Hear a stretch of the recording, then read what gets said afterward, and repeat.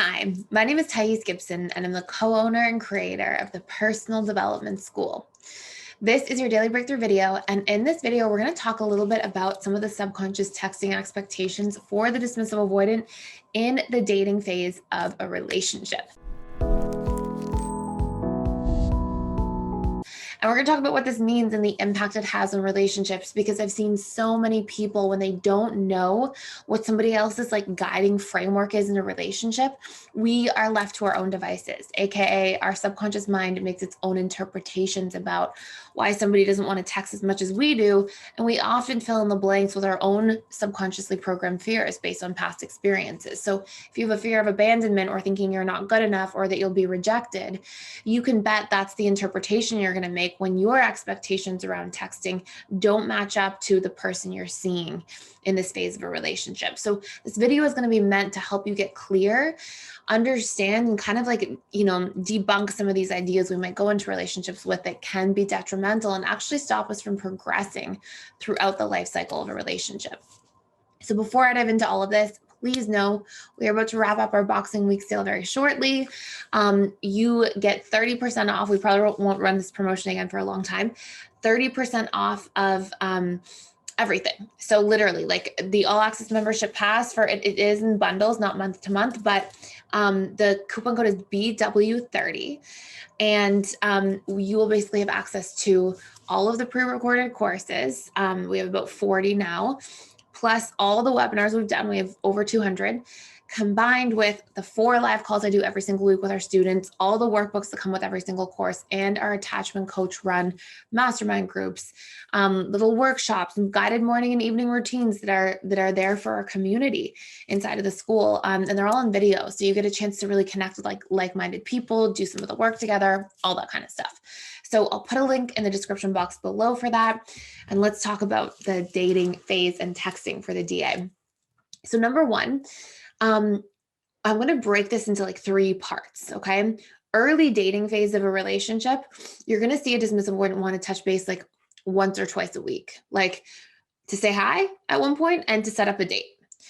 And anything beyond that is a little bit irregular for a dismissive avoidant. In some cases, if somebody's really infatuated, if they are a dismissive avoidant with personality needs that are actually more focused on relationships in some form or connection, though that's a little more rare, or if they're just dismissive avoidant slightly, they're not super DA, you might see them touching base a little bit more, but it's going to stay right around that area. And I want you to imagine that compared to an anxious preoccupied who's hoping usually for, texting all day, every day. And when that happens and we're in that role of having just totally different subconscious expectations, it's really easy for the anxious to go, oh my gosh, they're not interested at all, or they're not spending much time, and to get into that needy phase. But what we want to understand is that dismissive avoidants tend to be more rooted in their intellectual faculties, right? They're not really processing things in their operating system through a lot of their emotional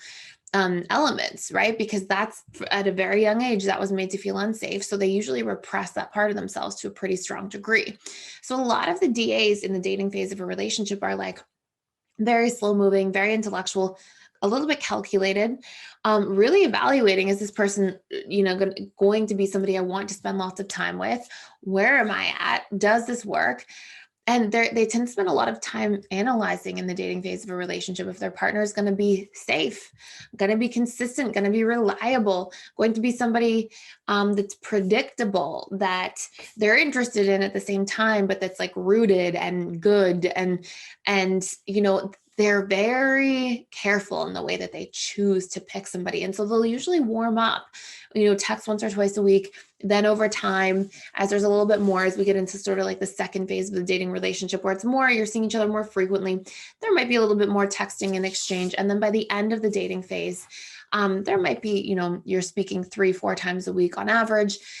And a lot of people will really take this the wrong way, because even FAs, even securely attached people, although they'll stay around that point, talk, maybe a touch base once a day, twice a day, until there is some kind of commitment towards exclusivity.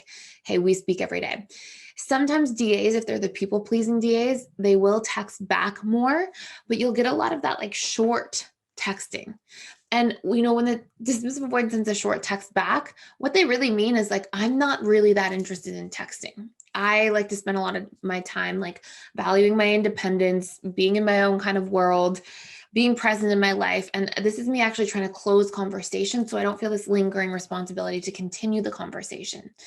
And when you're in that dynamic with the DA, it's better that you have like really great times in person and that you kind of leave the texting part alone.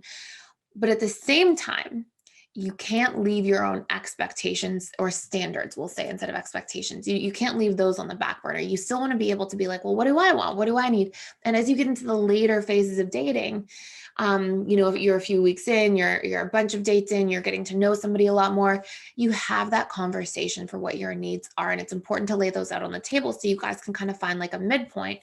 And if you are the DA and you're feeling overwhelmed by people always wanting to engage in text, and maybe that's not really your preferred form of communication, that and phone calls, right, are not really preferred for the DA.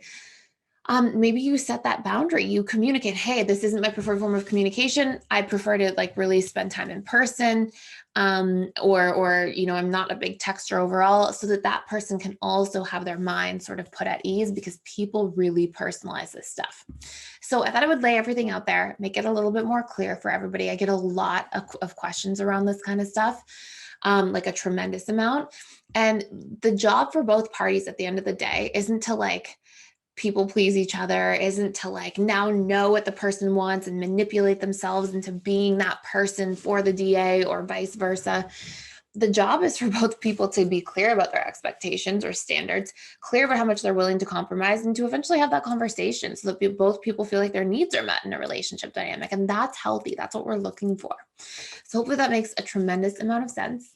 Thank you so much for watching. Let me know your expectations when you are in the dating phase of a relationship and your attachment style. I would love to see. It's like a little research experiment for everybody to see in the comments below. Thank you for watching, and I will see you in the next video.